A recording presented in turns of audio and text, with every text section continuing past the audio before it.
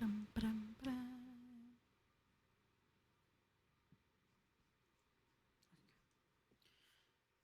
Ooh, right there. I gotta stretch.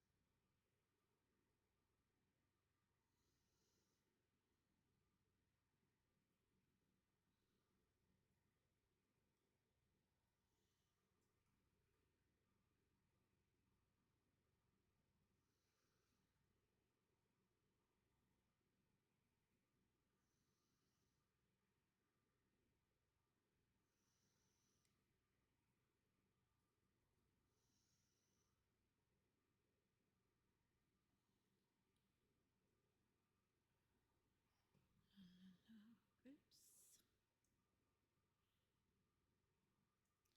Here we are. Darlings, how are you? It is Saturday. And what a Saturday it's been. So, earlier, had gone to this, I don't even know what it's called. I think it's the fourth annual something, something.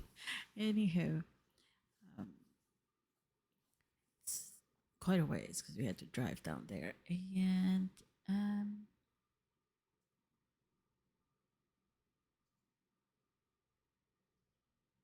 I don't know how to describe it really. It's just like, I feel like if it's the fourth annual, then they would have had, the organizers would have had a chance to, kind of sort through what works and doesn't work and organize a more cohesive kind of entertainment lineup, I'd say. But hey, hopefully they do better next time. Anywho, let's get right on selling sunset. Oh, not selling sunset, cheese nuts. Selling the OC. Hello, it's season 3 now. And are they all the more cattier this season? I mean, dang. Hello. Everybody's back. All the faces that you have seen on season 1 up to now, season 3. And I think season 2, they added another person, a new agent. And she is still here in season 3, trying to, still waddle in the kiddie pool because these agents are, mm, they're not trying to play with you. But, it's commission based, so they really can't play with you unless you're trying to sell something and they are representing you. Anyway, so they are back and are ready for more. The cast of Selling the OC Season 3 are lighting up our screens once again with their multi-million dollar listings and even bigger drama than last season. I mean, hello. This season seems primed, though, to pit the agents literally against each other for the coveted listings and 6-digit sales commissions, which, of course, every real estate agent wants to secure, right? I mean, why would you be doing it otherwise? So let's get right in on the first episode. Love that it's called Big Doc Energy. Thank you, Kayla. Big Doc, DOCK, okay? Not DI, you know what. Anyway, first, of course, We see Alex Hall and Tyler Sandlin. Are they or aren't they co-workers, not co-workers? I mean, I don't know. I just feel like Alex Hall is more into him than he is to her. Like, she's just like, 'cause he's just gotten a divorce, and I think he was in the middle of divorce or just divorced um, during season two. So she seems just like she strikes me as somebody he may see as just somebody who is there to fill the void, temporary void. I don't think he'd be like without a girlfriend or even be married for very long shortly after his divorce. But I do feel like she clamors for his attention more than he does. Um, yeah, I mean, I yeah. Anywho,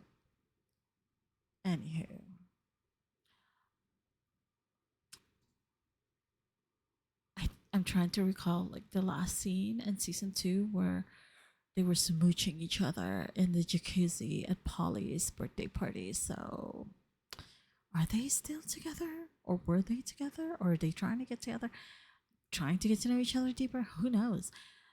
Maybe they pushed their entanglement to a full blown relationship situationship. Maybe.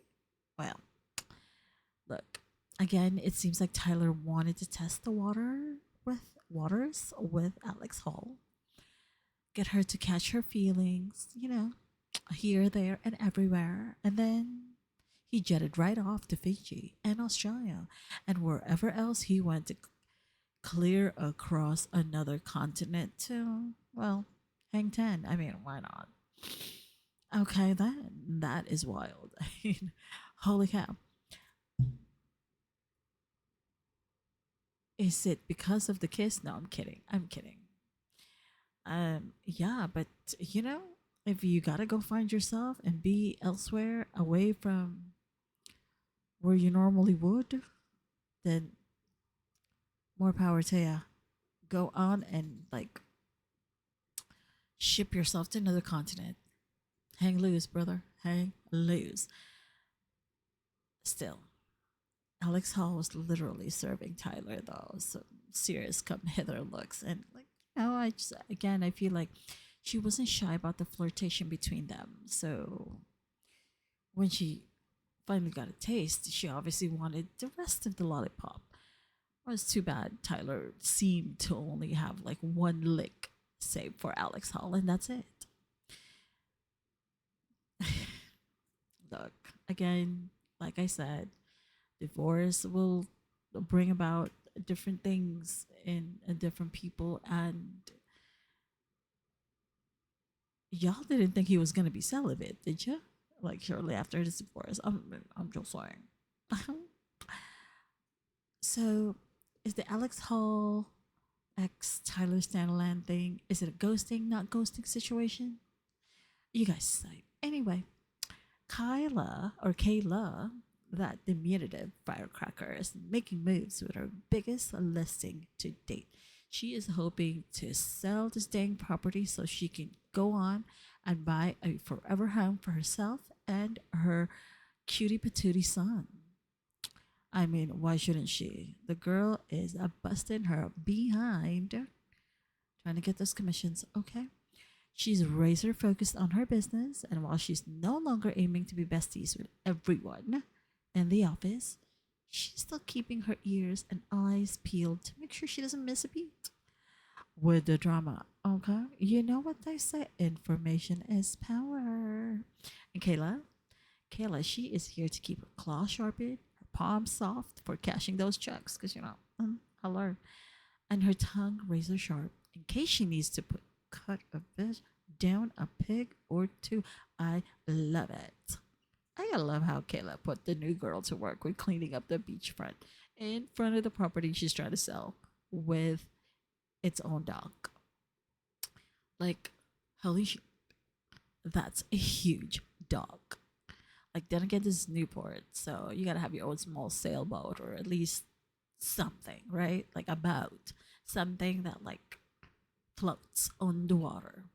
And honestly, besides Geo trying to like, you know, constantly harp about selling his listing and making 100 million in sales at the agency at the Oppenheim Group, the other two guys in the brokerage, Tyler and Austin, they seem to barely actually sell anything. Like Austin casually just makes margaritas at the office. Okay, interesting. It's definitely very casual in their office, but I mean, boundaries. It's still a workplace, people. Jeez. But you know what? Y'all do what you do. Hmm.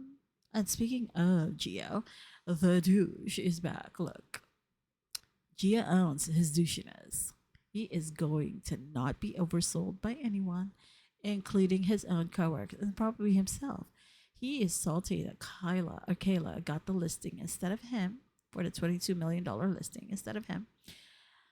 And he feels like she received this listing from the strategies that he himself has like hatched and like sharpened and tried, basically tried and true um, pointers that he follows for himself to sell properties, and he feels like those were used without his permission to snag this particular big dock property that Kayla is now trying to sell. Basically, Gio was thinking his strategies are like his intellectual properties, so someone using them without his permission or consent is just a no go. Like, about ready to cut some bit down. So he wants to argue with Kayla, but really it's Jason Oppenheim he needs to direct his energy at, since Kayla seems to not have been privy to how like this listing even landed on the Oppenheim brokerage anyway. But hey, look, Geo is gonna be Geo. He tried to enlist the other more mature, more business savvy agents in the group, like Alexander Jarvis, Sean, Alex Hall, to see his perspective, but alas, he was all alone on that island. Well, you better get those feelings packed up and swallow the L, Geo, because I'm sure this won't be the only property for sale in the OC anyway. Go bigger next time since you're the top selling real estate agent in the OC, according to you. I mean, obviously, I don't have a real estate license, so I can't look up that MLS, but you know what? You do you, okay? You go run with that. And because we see Kayla later, in the later part of the episode, talking to Mary of the OG Selling Sunset, asking about how Kayla came about ultimately being settled as the agent for this seller. Mary told her that, without trying to shit talk Gio, the seller simply was presented with three options as far as agents were concerned from the Oppenheim group, and he settled on Kayla. Point blank, period. Like, hello, are you salty?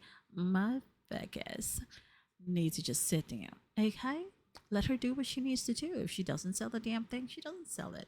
But it's like, hello, why are you sounding so threatened by this? And there we have it. That argument is settled, at least in Kayla's mind. But not for Gio, because it's not his way, and Gio will not let the show rest. I really hope he doesn't shoot himself in the foot in the long run, upsetting would be clients with his antics. I'm just saying. And the rest of the episode is just filler for drama, and more drama for your mama.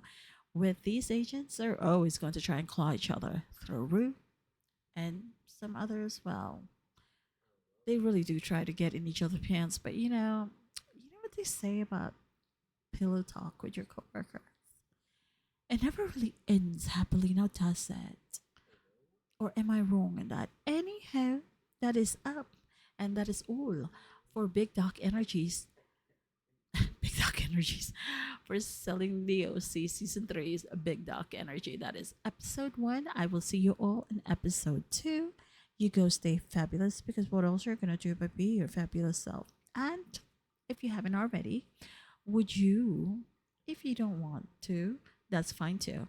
But I would really like to be your YouTube friend. I am working on hopefully getting to 200 subscribers. I know it's a low number, but I started with 0 and I'm at 143 subscribers right now. So slow and steady, darling, slow and steady. And OMG, driving on the freeways nowadays is just like, oh, psh. Actually, it has always been like, ugh.